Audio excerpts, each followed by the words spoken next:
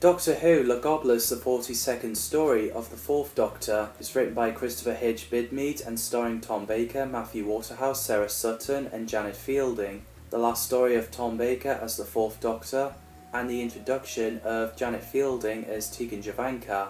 The story was filmed in Groseley Park. They used the model of Lovell telescope as the Pharos project based on the Mark I telescope, but it's got some modifications from the Mark IA telescope, such as the rim around the edge of the dish. The lay-by scene was shot in southbound side of the A413 Amersham Road, Denham, near Gerrards Cross. So the story begins at Barnet lay-by with policemen using police box to contact someone until the Master materialised the TARDIS around the police box, and I find the laugh pretty scary.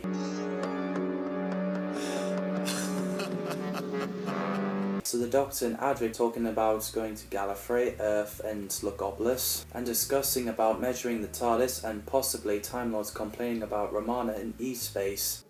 There's some in the north that are still in use. But we've got communications devices. But not a police box. Meanwhile, Tegan Jovanka, who isn't very well organised, jumps into a sports car with her aunt Vanessa to drive up to airport until at one point the tyres are flattened. As they arguing sorting tyres out and saw the Watcher at the field, Tegan went into the TARDIS and goes down the corridor hoping to meet someone. As the TARDIS appeared inside the TARDIS, the Doctor and Adric went through one TARDIS after another with cloister bell sounds, which is pretty effective, and I do love the cloister bell sound.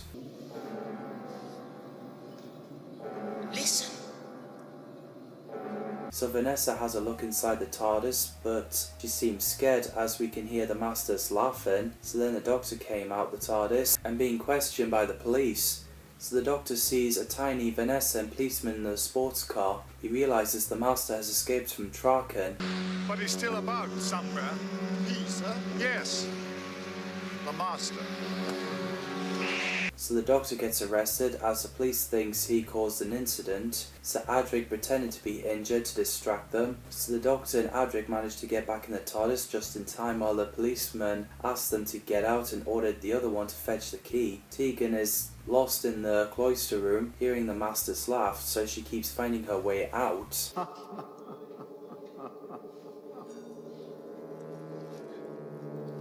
Who's that? The Doctor dematerialised the TARDIS. The police open the door and it's just a police box with no one there. So the Doctor plans to land under the water to flush the Master out, and there was no pressure on the door. As the Doctor and Adric walked out, they realised they landed on River Thames, which really made me laugh as it was so funny. I thought that'd be a perfectly simple explanation.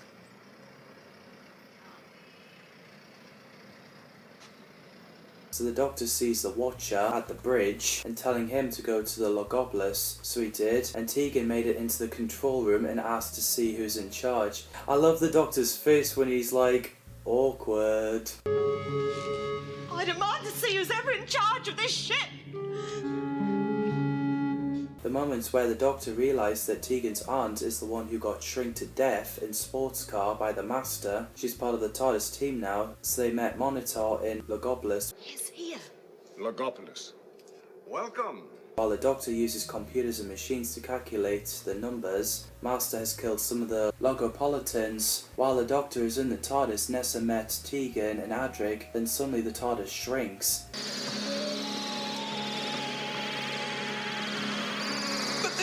In there. Tom Baker, like I said, is brilliant as the Fourth Doctor. Even though his illness and arguing with people, he's still amazing. It's a shame what's been happening. What I heard was Tom didn't like what John Nathan Turner was going for, and he didn't like how the season got changed. He was worried leaving the series and couldn't get along with everybody, bless him. Matthew Waterhouse and Sarah Sutton played Adric and Nessa, brilliant companions. Janet Fielding played Tegan Jovanka, who's an Australian human being from Earth who goes to Heathrow Airport for a job as an air stewardess, but of course got herself caught up inside the TARDIS, and when she meets the Doctor she became the companion. The character was created because originally Elizabeth Sladen and Louise Jameson were going to come back as Sarah Jane Smith and Leela, but they didn't want to, so they got replaced by Tegan and Nessa.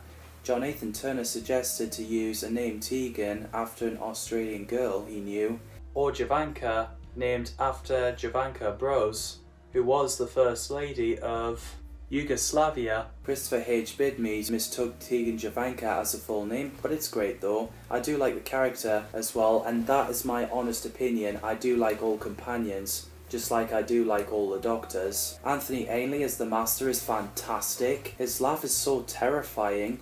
John Fraser played the Monitor, who's the leader of the Logopolitan, who's a good friend to the Doctor. Before John got the role, the actors were considered for the role are Harry Andrews, Bernard Archard, Jeffrey Baildon, Peter Cushing, Maurice Denham, Frank Finlay, Barry Foster, Maris Gorin, Michael Goff, William Lucas, Nigel Stock, Frank Winter, and Peter Wingard. Dolores Whiteman played Vanessa, Tegan's aunt, human obviously. Tom Georgeson played Detective Inspector, a policeman who accused the Doctor of murder. Alan Armstrong, Paul Jericho, Alex Sabin, John Sabadent and Michael Sheard were considered for the role, but obviously went to Tom Georgeson, who previously played Cavill in Genesis of the Daleks. Unfortunately, he's no longer with us as he passed away on 18th of March 2026. Logopolitician are humanoid mathematicians from the planet Logopolis, and I thought they were interesting races. Christopher H. Bidmead said Logopoliticians employ a hexadecimal or base 16 numerical system, a real system commonly used in computer programming when Adric and the Monitor read strings of numbers and letters. The letters are actually the numbers between 10 and 15, expressed as single digits. The Watcher, not to be confused with That Watcher, is from Gallifrey, an object for the Doctor leading to his fourth regeneration. I'd love to see the Watcher again. The animated scarecrows imbued with the Time Lord's power to execute the second Doctor parallels the Watcher's powers. Campbell's mental projection of Choji in function to the Watcher. The casts did an excellent job, the sets and effects are great, and I do love the music by Paddy Kingsland. So the TARDIS got shrinked with the Doctor in it, so the TARDIS got carried to the central registry so they can stabilise it and work out how to get the TARDIS back to normal size. Nessa met up with the Master, who she thought he's Tremus, who became young, and gave her the bracelet which controlled her. It will keep us in mind of one another. So Adric went to Nessa. As soon as the TARDIS got back to normal size, the Doctor came out and thanked Monitor and Tegan. When he realises that Adric and Nessa went to look for the Master, he mentions deaths, which disturbed Tegan. The moments after Monitor said death of innocent Logopoliticians and the Doctor said the death of innocent Earth people, Tegan found out that Aunt Vanessa is killed and cried. I'm so sorry, Tegan. I'm so sorry. I'm going to stop him if it's the last thing I do. The Master plans to destroy Logopolis. The Doctor found Nessa and Adric, then looked at the Watcher saying he's prepared for the worst. Doesn't sound good. Why are you prepared for the worst, Doctor? Because he's here. Nessa finds out that Tremus is dead and the Master took his body. Not your father. Tremus is dead, murdered by him, the Master. So at that point, the Doctor had no choice but to save the universe. Also, the entire planet Logopolis is destroying. The Watcher brought the TARDIS. The Doctor orders all of his companions inside and pointed out that Adric is a stowaway. Nessa contacted the Doctor to help her find her father, and Tegan's curiosity brought her into the situation. So the Master and Doctor shook each other's hand to work together. Together? One last hope. As the Doctor and the Master head back to the control room, Tegan follows. Monitor is working on completing a program to make the CVEs permanent. So after he gets dissolved away, the Master got away. The Doctor and Tegan dismantled the computers. Then they needed to go down to Earth. So the Doctor, Tegan and the Master went to the Master's TARDIS to go to Radio Telescope on Earth, while Adric and Nessa thought the Watcher was taking them out of space and time. What's happening? We're being taken right out of time and space. But they ended up in the same place where the Doctor, Master and Tegan are.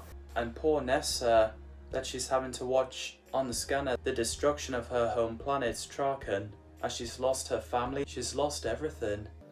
And now the world that I grew up in, blotted out forever. At daytime there are security guards. After figuring out the transmitter is pointed away from the last surviving CVE, the Doctor, Master and Tegan sneaks past the guards, then outrun them.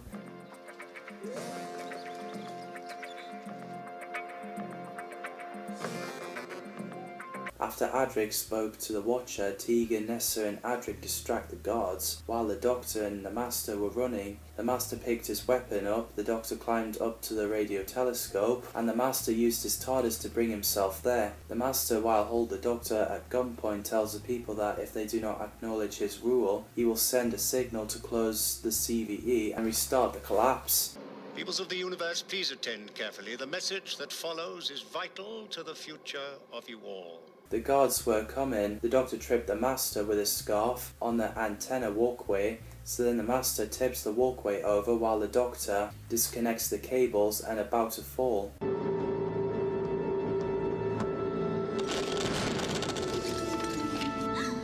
Which looks pretty lethal, and I liked when he gets the flashbacks of the enemies the Fourth Doctor has fought in the past, like the Crispy Master, Dalek, Pirate Captain, Cyberman, Davros, Centauran, Zygon and Black Guardian. So the Doctor lost his grip and falls to the ground. The Master got away in his TARDIS.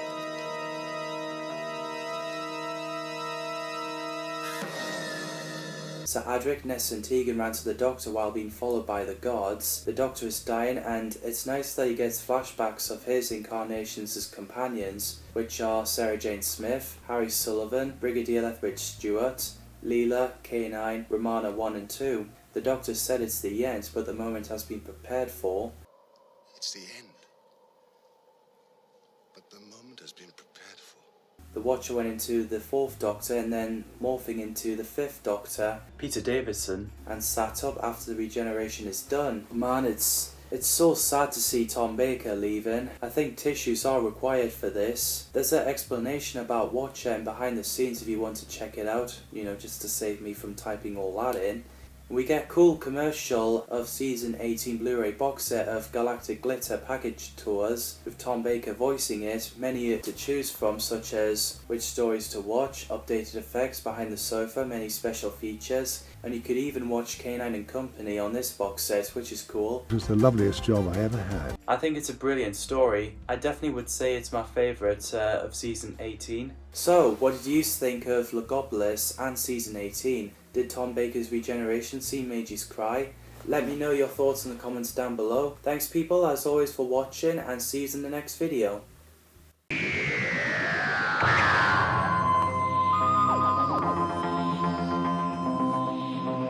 Mm-hmm.